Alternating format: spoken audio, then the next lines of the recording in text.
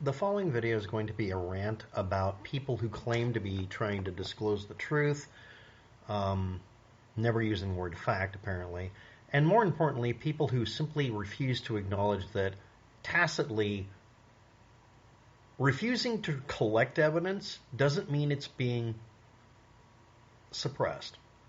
1997, September 11th or September 12th, it was around midnight, so the timing is a little hard to find on most websites. There's a Frantic Caller into the Art Bell Coast to Coast AM radio show. Art Bell did a request to any employee that used to work or currently works at Area 51 to call in and give up scoops. Here we go.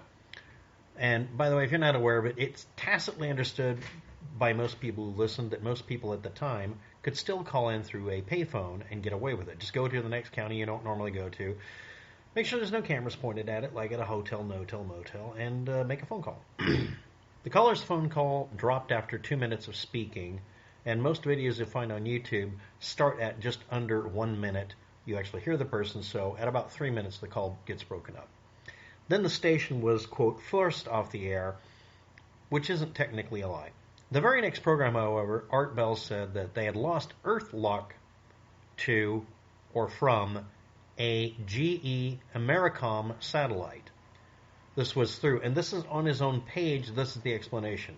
It was a C-band feed that went through a KU band feed that went through a telecom network feed to all the other stations in the United States. If you're not aware of it, telecom companies in the United States using phone lines and high-end, high-speed network connections, which can take hundreds or even thousands of phone calls and compress them, were very often used to feed video, audio, all sorts of stuff, because you can get away with packing more data in there.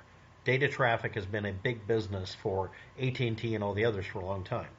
And that's how you would do it. You would say, hey, can you hook up a phone line at our radio station so we can send it across the country and have an uninterrupted long-distance call for us to do the feed? Why? Can you? Shut up and answer. I'm not directly quoting, literally one of the radio stations explaining from Cincinnati, Ohio, yeah, this happens all the time. Are you new here? Basically, this is how radio reports were done. You'd call into the station and they would just start spewing the information out of the telephone line. So what immense power, what immense capability could knock out of position a satellite or a land-based dish outside of Art Bell's ultimate home broadcast facility in Pahrump, Nevada, which I'm going to try to use for the thumbnail for the video. A, it's aliens with the hair sticking up that I don't have because I have a crew cut bald. Okay, it's more of a clear cut. I'm a balding guy, so I can't do the hairdo. But no, really, it's aliens, therefore it was a satellite, or it was the satellite dish outside of his building that got bonked out of position. And no, Art Bell and everything back then, until it was taken over by someone, I think it was Nuri or something, Art Bell was notorious for doing radio play style stuff and tension and drama. And there was a disclaimer about the show that was on printed documents and also on their website when they had it, and I'll get to the website in a minute, where it would say not all of the information should be taken at face value, etc., and eventually you'd see some dramatization or dramatic reenactments will happen. They kind of buried it on page 2. But it was on page 2. This is a one-pager website at one time. But you see people saying things, and I'm going to read this back to you immediately. Let your higher self tell you what you hear is the truth, instead of looking for facts. And listen to the caller's emotion. Listen to your intuition. Listen to your gut reaction. Be intuitive. You are not an indigo child or a special snowflake. You're just as defective as the rest of us. For instance, you're not watching me. You're watching dots on a screen move around and hearing audio that may not even sync up. And this is YouTube, run by Google after all. I could just be an AI bot. So no, your perceptions are not impossible to twist. And your gut reactions and your intuition are not to be trusted, because most of you know of at least one incident in your life where you did that and it was dumb. But it's not dumb when, yes it is. Always assume you can make a mistake and therefore you can correct yourself a lot faster. I always assume that I can be wrong. I'm nearsighted and my eyes go in two different directions.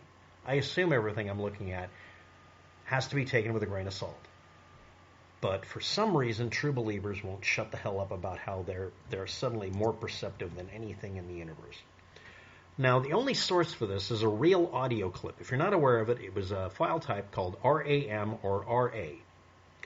Under no circumstances were these ever really audio files until you got a hold of the raw actual file. And it's an RA file, supposedly. But what you could do is you could keep having it redirect from one network load up to another. So you could store an audio file like your music on MySpace or whatever. You could store it on hundreds of different sites and have it ring around the rosy to get one that worked, which meant you never really got the file until you heard it playing, and then you had to put up with real audio file format being designed to be a very early form of digital rights management and basically screw with you while you try to download your own audio files from your own website, much less from someone else's. So, because they uploaded this as 1 to 4 audio files, and because they put it in real audio format, and because real audio format is designed to make it impossible, or at least frustrate any attempts to download a file without getting interfered with, or more importantly, doing it without the real player doing it, and because it was something that was encouraged by websites that are trying to make money from you listening to audio so they can pay for their bandwidth and their hard drive space, yes, it was made almost impossible and it was totally frustrating for anybody to download a copy of this. What you had to do is hit a recorder on your computer and hit play on the player and listen to it that way and record it from the speaker feed in your computer. That was the only way to steal it. And they would immediately call that pirating. And I'm going to point out something. I got flagged by the group that now owns Coast to Coast AM radio. I got flagged by them for copyright infringement, even though it was, in fact, totally legit. So I can't put up the audio. There's dozens of copies of it. You can go listen to them. Some of them have been up since 2007. I'll link them below. But they have the right to take down any evidence that they present.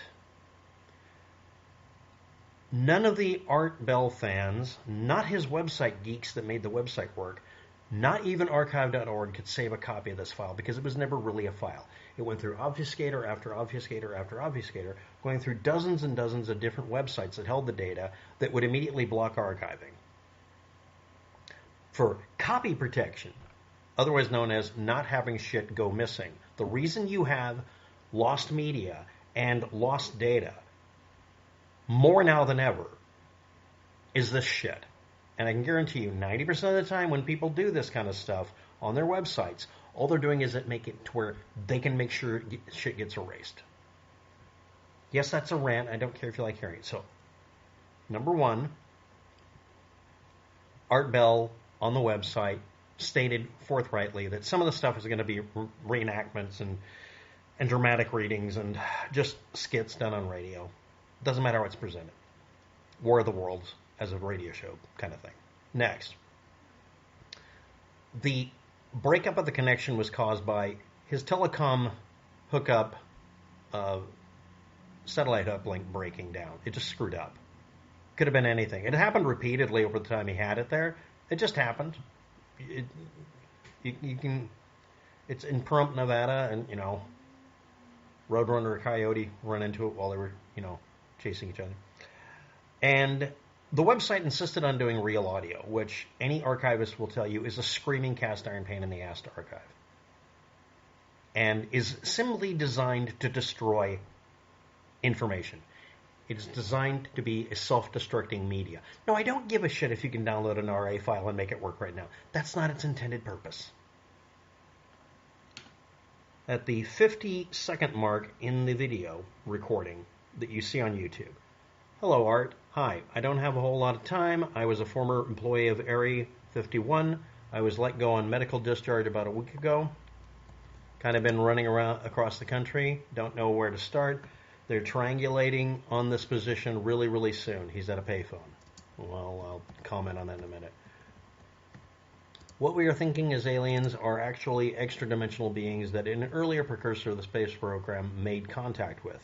They are not what they claim to be. They have infiltrated a lot of aspects of the military establishment, particularly Area 51. The disasters are coming. Now we get the apocalyptic stuff. The government knows about them. There's a lot of safe areas in the world that they could begin moving the population to now, Art. But they are not doing anything about it. They want major population centers wiped out so that there will be fewer left and more easily controllable. Interruption here. That is literally a contradiction in terms. It is much easier to control a large group of people if you're a government than a small group of people broken up in various locations with all the major population centers blown to pieces. That's not real. But anyway, let's move on. The phone call breaks up at this point. Then you hear discharged from Art Bell or some other word. And then I started getting from the caller. And then the caller's phone call dropped. The station is off the air 10 seconds later. Then 20 seconds after that, they're on backup system, and you can hear them starting up with their music playback. The next caller and Art Bell are on the phone, and they comment on the above. April 28th of 1998, Brian, and apparently it's a Brian J.L. or J.I. Glass, called in to say it was him, and it was a joke, and it went too far. We don't know that. Lots of people made that claim. So let's get back to this. Why am I ranting? I found proof, and I'm disclosing what the government's doing. Please visit my website that has self-destructing media on it. Oh, and by the way, I'm somebody who constantly puts up information that turns out to be a dramatic reenactment or just fake. I can actually say that about Project Veritas. Oh, well, he used to do pranks. Used to? Well, he only lied in the past. Really? We got a guy in Nevada or whatever, I forgot where it was, doesn't matter, Las Vegas. He said that an alien spacecraft landed in his backyard and you can see a swirl on the ground. They made that claim. And then you can look on Google Maps, Google Earth, the satellite views, which are just aerial photos, and see that that swirl has been on the ground for a long time because that's where the cars turn around in the back area. And won't let go of that. And was heralded as a hero by, I believe, and intuitive and gut reaction people who base on appeals to emotion. So, why am I doing this video? One of my favorite video titles this week, and this is what drove me to look up more Area 51 news because this happened. Someone put up, confirmed, Area 51 had a government site at it. Yeah, that's why it was listed as Government Area 51. It's a patch of dirt named Number 51. It's a plot of ground. It was run by the government. It still is, I think, currently. But yeah, there was an installation there. Yeah, they already said that. This has been known for a while now. Give us something new. But we've confirmed it. When? 2 decades ago? So why am I doing this video? Every audio-video recording you see on YouTube is not like this one. Am I trying to stand out in my field? Like a farmer? No. All of the other videos show the transcript on screen and give you a presumptive statement in front of it instead of telling you, was it really September 11th or September 12th when this recording was done? 1997. Art Bell's own website gives us the data, and they're just recopying it, but I'm going to give you the link to it. artbell.com, SATOUTAGE.html. artbell.com, satelliteoutage.html. That was, he put up his own page explaining this, but please contradict him. And that was in 1997, October 11th. And I'll have a link below that just has the 1997 and an asterisk next to it like the others. There was a sound page that had all of the real audio files, and they were labeled artbell.com audio outage RA, outage 1, 2, 3, 4, or media files area 51 out.ram. None of them had to be anything other than a binary copy of the highly compressed real audio file format. And somebody went almost out of their way not to have at least one copy of it. It wouldn't even matter if it was bad quality. This is telephone quality audio. It's 3K bytes, actually 3K hertz audio range. That's telephone grade. That's nothing. But no, let's not make it to where it's saved. Let's make sure that it goes away. And you see very prominently displayed everywhere that you can pay for access to all the files in case they go missing. Thanks for watching. Have a good day. Good luck with that. Just doing a video commentary on this, and I'm ranting because it made me angry I couldn't find the file.